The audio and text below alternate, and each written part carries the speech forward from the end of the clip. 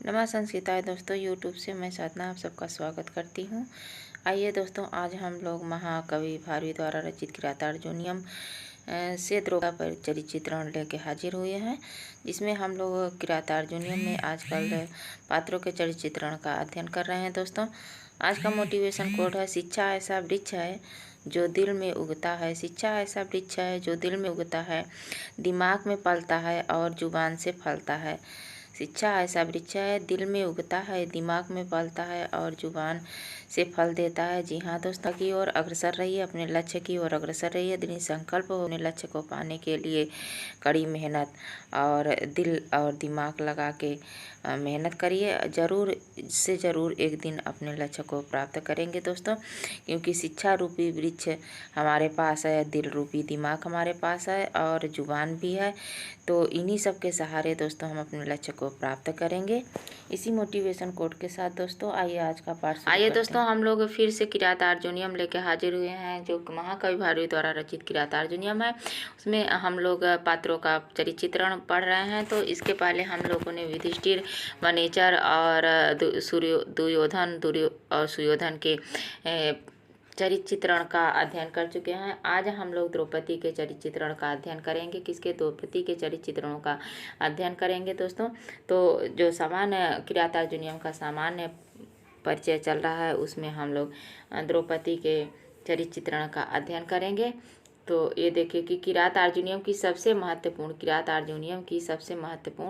एक मिनट, ये पेन नहीं चल रही है।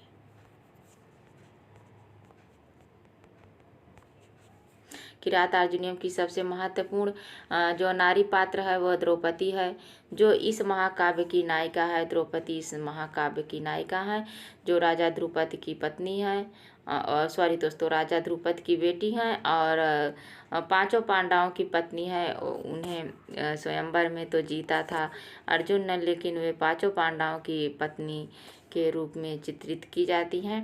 तो किरातार्जुनीयम की सबसे महत्वपूर्ण नारी पात्र द्रौपदी को माना गया है दोस्तों।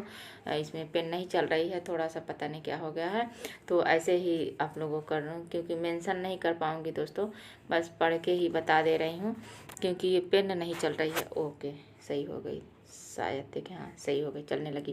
किरातार्जुनीयम की सबसे महत्वपूर्ण नारी पात्र द्रौपदी हैं, जो इस महाकाव्य की नायिका हैं। प्रथम सर्ग में द्रौपदी की मानसिक पीड़ा एवं अपमानजन्य वेदना अभिव्यक्त होती है, क्योंकि जब वह जो होता है कि युधिष्ठिर जो हैं पत्नी और राज सभी हार जाते हैं, तो वहाँ सभा में जो दुर्योधन का भाई दुशासन होता है, वह द्रौपदी के चीर हरण करता है, और तो भगवान की श्री कृष्ण की कृपा से चीर लंबी हो जाती है, उनकी इज्जत बचती है दोस्तों। तो वही कह रहे हैं प्रथम तो उसी मानसिक पीड़ा से जो द्रौपदी हैं वो क्या है, अपमानजन्य वेदना को अभिव्यक्त करती हैं। द्रौपदी चाहती हैं कि जो है उसके किए की सज़ा दुर्योधन को जरूर मिले। तो वही जो प्रथम सर्ग में जब वह वनेचर सारी वृत्तांत बताता है युधिष्ठिर से आकर, तो युधिष्ठिर फिर द्रौपदी के भवन में जाते हैं और वनेचर की कही हुई सारी बात बताते हैं। तो उनको सारी घटना याद आ जाती है कि इतना नीच और इतना दुर्गुण स्वभाव वाला दुर्योधन कैसे जो है राज्य चला रहा है और कितने सुखपूर्वक से रह रहा है। हम लोग कुछ न करने वाले और कुछ नहीं कर पा रहे हैं, और इतनी पीड़ा भी जंगल में इधर उधर भटक रहे हैं। तो इन सब बातों से अपमानित होकर और इन सब बातों की पीड़ा से द्रौपदी जो है अपनी वेदना को युधिष्ठिर के सामने अभिव्यक्त करती हैं। तो उसका प्रथम सर्ग में दिया गया है दोस्तों। वनेचर द्वारा बताई गई दुर्योधन की कार्यप्रणालियों एवं सफलता को युधिष्ठिर से सुनकर द्रौपदी का क्रोध और ही उद्दीप्त हो उठता है। युधिष्ठिर की नीतियां, सत्य प्रतिज्ञा के पालन और शांत स्वभाव के कारण सबसे अधिक कष्ट द्रौपदी को झेलने पड़ रहे हैं।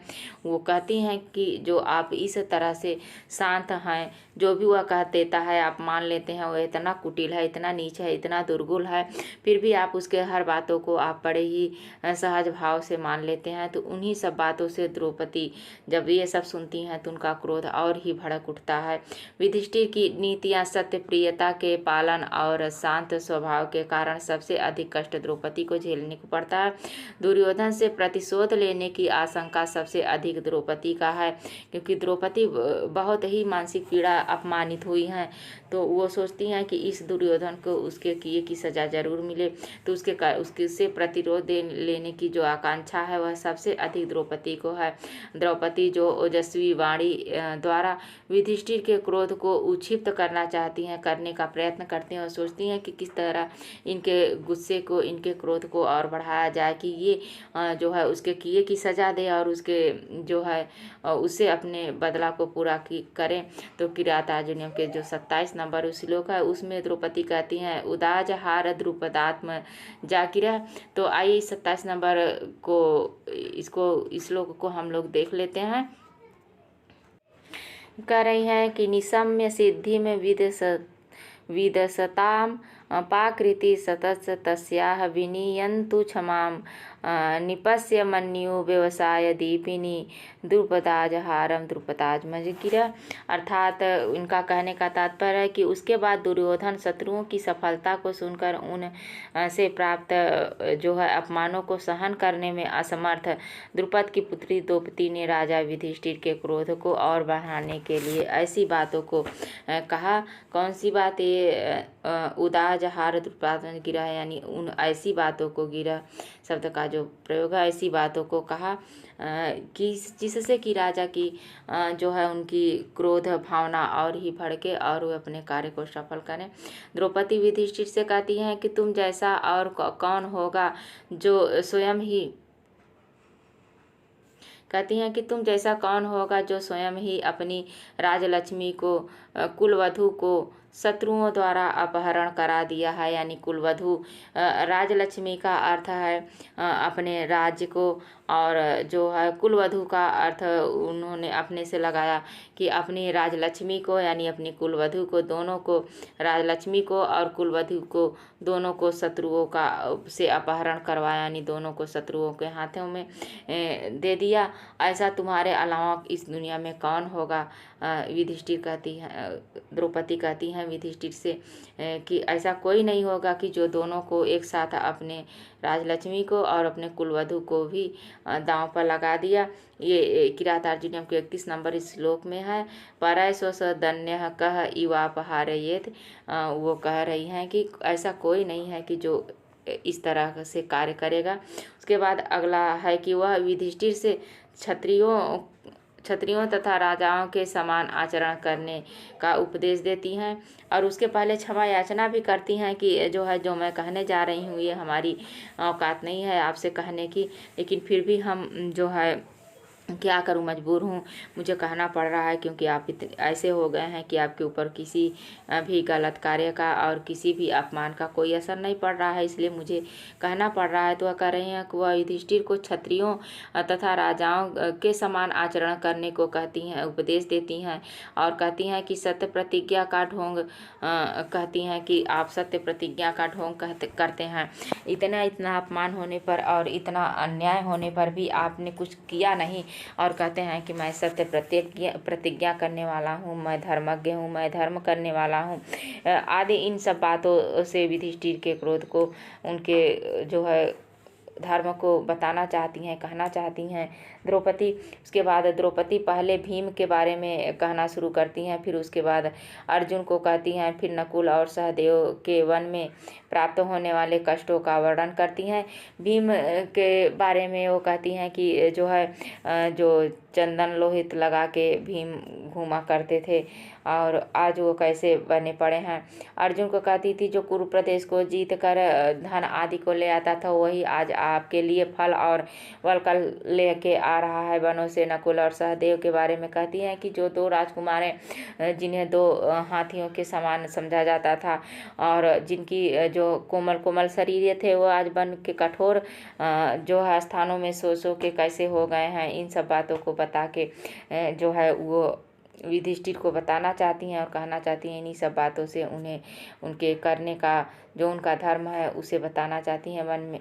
और फिर वो कहती हैं कि इसके बाद स्वयं युधिष्ठिर होने वाले दुखों को, अपमानों को बताती हैं कि आप कैसे कैसे राजलक्ष्मी के साथ कैसे रहते थे, कैसे जगाए जाते थे और कैसे सोते थे, आज यहाँ वन में क्या हाल हो रहा है। इसे तो ये 38 नंबर श्लोक में कहती हैं कि पुराधिरूढ़ शयना महाधनम, जो आप पहले कैसे सोया करते थे और अब कैसे सोते हैं। पहले जो है गद्दे, मोटे मोटे गद्दों पे सोया करते थे और राजमहल में सोया करते थे, अब खुले आसमान में और कठोर ज़मीन पर सोया करते हैं। पहले मांगलिक सो जाते थे तो मांगलिक नगाड़ों के साथ, मांगलिक शब्दों के साथ बुलाए जाते थे और अब तो सियारेनियों के अशुभ शब्दों को सुनकर जागना पड़ता है। इन्हीं सब बातों से द्रौपदी जो है युधिष्ठिर को उद्दीप्त कर रही हैं। उसके बाद है कि द्रौपदी युधिष्ठिर से कहती हैं कि जो मनुष्य क्रोध नहीं कर सकता, शत्रु उससे भय नहीं करते हैं। जी हाँ दोस्तों, क्रोध करना भी ज़रूरी होता है, कहीं जगह जगह पे क्रोध आना भी ज़रूरी है। एकदम शांत स्वभाव के हो जाएंगे तो शत्रु भी उनसे भय नहीं होते और मित्र उसका आदर नहीं करते। कह रही हैं कि जो क्रोध नहीं करता वो मित्र उनका आदर नहीं करते और जो है शत्रु उनसे डरते नहीं। न जात हार दे न विदासी कर, यह 33 नंबर श्लोक में कहा गया है। इस श्लोक का अध्ययन हम लोग एक एक श्लोक का अध्ययन बहुत अच्छे से करेंगे। अभी यहाँ पे समान परिचय और समान देख रहे हैं तो उसको नहीं कह सकते हैं, वीडियो बहुत लंबे हो जाएंगे दोस्तों। वह युधिष्ठिर से कहती हैं कि वह किसी बहाने से संधि को तोड़ दे और उसकी प्रतीक्षा न करें, अपने पराक्रम से शत्रुओं को जीत लें, न समय परिरक्षणम क्षमते, ये 45 नंबर श्लोक में जो पुष्पिताग्रा छंद में है। इसमें द्रौपदी ने कहा है कि वह कहती हैं कि वो जो 12 वर्ष का वनवास कहा है और 1 वर्ष का अज्ञात, उस समय की जो है प्रतीक्षा न करें और उसके संधि को तोड़कर उसके शत्रुओं को जीत लें। वो जो चारों तरफ अपने फैला रहा है तो इतने दिन बीतते तो और ही जो है कठोर हो जाएगा और ही अपने यश को और अपने सेनाओं को बढ़ा लेगा। हमारे पास तो जैसे हमारे पास कुछ नहीं है तो हम तो हमेशा क्षीण होते चले जाएंगे और वो आगे बढ़ता जाएगा। तो उतना समय बीतते तो उससे हम बिल्कुल नहीं जीत पाएंगे। इन्हीं सब बातों की आशंका करते हुए द्रौपदी कहती हैं कि उसके संधियों को तोड़िए और उसके समय की प्रतीक्षा न करिए और उसके शत्रुओं को जीत कर अपने राजलक्ष्मी को, अपने कुलवधू को बचाइए। उसके बाद कहती हैं शांति और क्षमा मुनियों के लिए ही उचित है महाराजा, ये राजाओं के लिए उचित नहीं है। क्या है कि राजाओं के लिए उचित नहीं है क्या? शांति और क्षमा करने वाले मुनि स्वभाव होते हैं। यदि शांति और क्षमा का पालन ही आपको करना है तो उसको राजाओं के चिन्ह जो धनुष है उसे छोड़कर जटाओं को धारण कर लीजिए और अग्नि की आहुति देते रहना ही उचित है। जो मुनि होते हैं शांत स्वभाव के होते हैं और क्षमा करने वाले होते हैं, तो उन्हीं मुनियों की तरह आप जटा धारण करके और अग्नि की आहुति देते रहिए और जो है मुनियों के भेष में पड़े रहिए। ये जो राजाओं की तरह जो है धनुष बाण लेके घूम रहे हैं इसे छोड़ दीजिए। उसके बाद यह बात द्रौपदी युधिष्ठिर से कर रही हैं कि जटाधरा समूह पावका, यह 44 नंबर श्लोक में दिया गया है। उसके बाद इस प्रकार द्रौपदी को एक वीर छत्राणी कुशल राजनीतिज्ञता और स्वाभिमानिनी कूटनीतिज्ञता, अपमान से दुखी सहृदया एवं क्रोधो उद्दीप से दक्ष नारी के रूप में चित्रित किया गया है दोस्तों। तो ये हमारा था द्रौपदी का चरित्र चित्रण। तो आज बस यहीं तक दोस्तों। वीडियो कैसे लगा आप लोग, अगले भाग में हम लोग किरातार्जुनीयम के कुछ सूक्तियों को लेकर आएंगे। तो ये 4 किरातार्जुनीयम के प्रथम सर्ग के 4 पात्रों जो हमारे प्रमुख रूप से हैं उनके चारों पात्रों का ये परिचय था। अगर आप लोग वीडियो न देखे हो तो डिस्क्रिप्शन में लिंक दे दिया गया है, उसे जाके ज़रूर देख लीजिए। तो वीडियो कैसे लगा इसे कमेंट बॉक्स में ज़रूर बताइए। नए साथी वीडियो को लाइक शेयर कमेंट और सब्सक्राइब करिए दोस्तों। धन्यवाद दोस्तों। नमः संस्कृताय।